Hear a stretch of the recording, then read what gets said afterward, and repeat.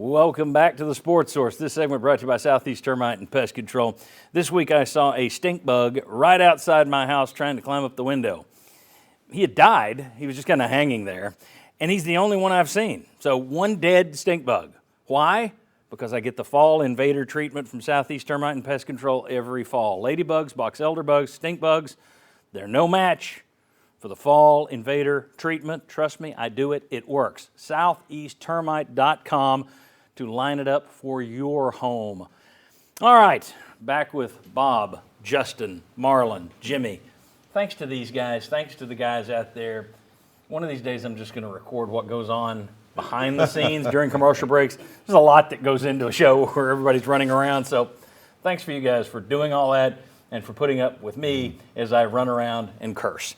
I want to start talking about the defense a little bit because I want to give them some credit. It's not a good day. It's not a beautiful day. We know that they struggle. Let's go ahead and put up some numbers here. I mean, they have to blitz constantly to get pressure. And when you got guys out on top of it, then you're having to drop everybody into coverage at times, which is letting Bryce Young have 15 minutes to run around in the pocket like Condridge Holloway. But there were two massive stops yesterday. We keep talking about the 49-42 turnaround where Tennessee didn't quit. I'll tell you one where I thought it was over. Bama has scored 5 straight times. They've marched it down the field on you time and again. They've done it quickly. They've got all the momentum. Hooker throws his first INT of the year. UT gives up 1 first down to Bama. And then, surprising to me, they force a stop. I didn't think that defense was going to force a stop. They force a stop. Tennessee gets punted deep. They go 94 yards in 3 plays. It's a huge, huge stop for the defense right there after all the momentum had gone the other way. Late in that game, it's 49-49. Alabama gets it with 3:26 to go. They drive from their 25-yard line. They go 43 yards. They pick up 3 first downs. They get to the 32. Tennessee brings the blitzes, those zone blitzes again and again. Mm-hmm. They are having to die with them, but they lived with them right there, just enough to stop them at the 32, 33-yard line. Makes it a tough 49, 50-yard field goal. They miss. You get the ball. Go down, get the winning kick. I'm giving the defense a little bit of credit because I think when you take a defense, as we've shown you the last few weeks and shown you since Heupel got here, fast-paced offenses have bad stats on defense. It's part of the game. So you're just looking for, does this defense make a stop or two at key moments? Can this defense force some turnovers or force some big plays? I think that's now what you're looking for, at least until you get some new playmakers in that secondary on this roster. I'm crediting the defense. Am I nuts? And I'll start with somebody, Justin Hamilton, former Virginia Tech defensive coordinator. You are not nuts. If you know a defensive coach, this is for everybody. Go give them a hug today because it's hard to stop people. It's hard for the arguably greatest defensive coach of all time to get stops. It's hard to stop people. And I think the biggest difference defensively speaking was Bryce Young improvised. He is a special player. Mm-hmm. But a lot of the plays Alabama made were not in the rhythm of their offense. Tennessee was never out of rhythm. So credit Tennessee's defense for being able to get Alabama out of rhythm so that they could get timely stops, so they could get the ball back to Hendon Hooker and Tennessee's offense.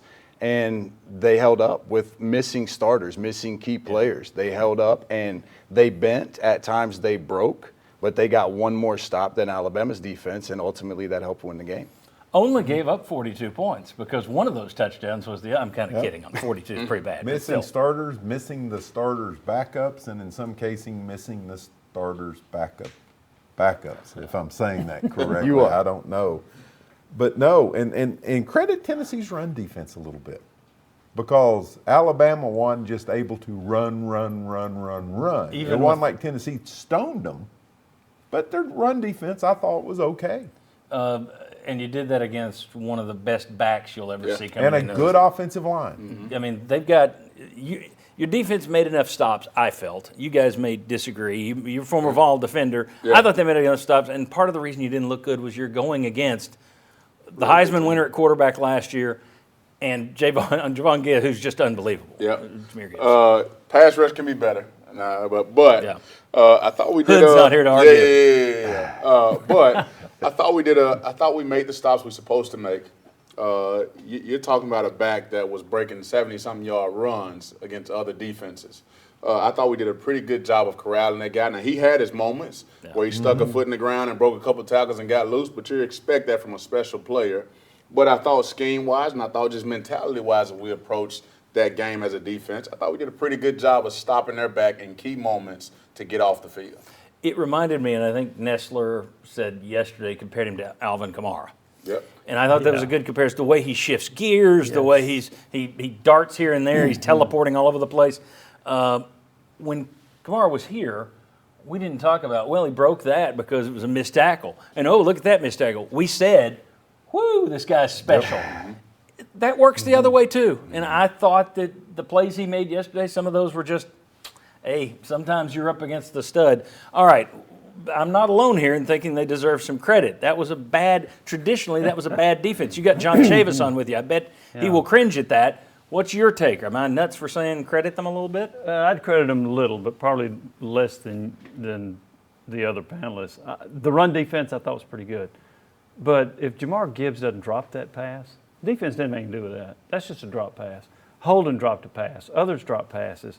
I thought that helped Tennessee's defense. So I think some of that was Alabama shooting itself in the foot. But on that last series, if Gibbs doesn't drop that pass, I think Alabama wins that football game. So defensively, yeah, they did make a few plays. And I did like the run defense, 31 carries, 114 yards. That's pretty good against Alabama and Gibbs. But, boy, I look at that defense and I think you're in trouble against some other teams coming up. I'm not quite as high on the defense. General I didn't say was I'm looking down at that game going, what? To be clear, I'm not high on that defense at all. I am saying that yesterday, I think that's what you're going to have to be. I don't see this defense improving the rest of the way. I think you're going to have to win by, okay, they made a stop here. They forced a punt here. That has to be good enough. I just don't think you're going to see a shutdown defense. Or the other team dropped a pass. Yeah, or the other team dropped a pass. I'll say this quickly. I coached against Jahmyr Gibbs when he was at Georgia Tech. He is special. Yeah. He is a special talent. The other piece of it is to play championship caliber football in 2022, you've got to win a game or two like what Tennessee won yesterday. You may win some with low scores, but you've got to win the high-scoring shootout, too, to win championships. With Josh Heupel, I think you got to win more than one or two. Maybe so. Maybe so, but it worked yesterday. Yeah, I think fans are just going to have to get used to seeing that. The We complaints about the talked defense. when Heupel was hired, how happy are people going to be when you lose a game 54-49? Well, you came very, very, very close to that exact same thing. And so this isn't a surprise, I don't think. If you've been paying attention to Heupel, if you've been listening, this is what you get with defense. And I think what you get with – remember a few years ago when they said, be quick, the Big Ten no longer – not the Big Ten, the Big 12 doesn't play defense anymore because this offense was there before it was here. So you see what it does. All right, very good. When we come back, are the Vols back? We've been holding him back. Sterling Hinton chomping at the bit. Sterling Hinton, Marlon Walls, and Will Overstreet are going to discuss whether Tennessee is back. And, man, have I got some numbers to show you on the other side. Come on back.